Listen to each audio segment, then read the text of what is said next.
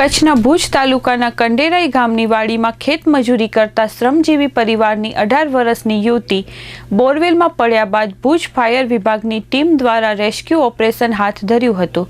12 કલાકની બચાવ કામગીરી પછી પણ દીકરીનો જીવ બચાવી શકાયો ન હતો, માત્ર યુવતીનો મૃતદેહ જ બહાર લાવી શકાયો।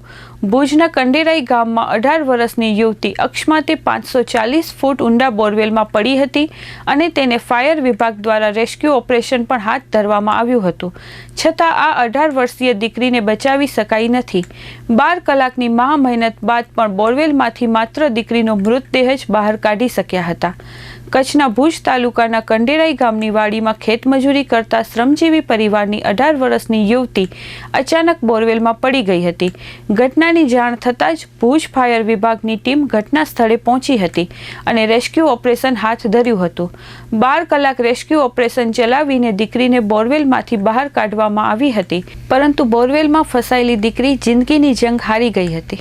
देखिए, ये कल सुबह 5:30 बजे की घटना है। एक युवती जो सुबह एक बोरवेल में गिरी थी जिसका डायमीटर 12 इंच था।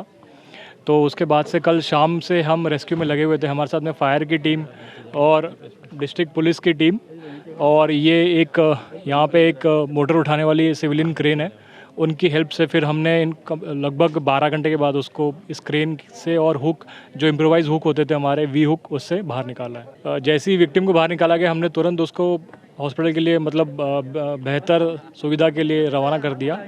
आगे की कार्रवाई तंत्र के पास ही है।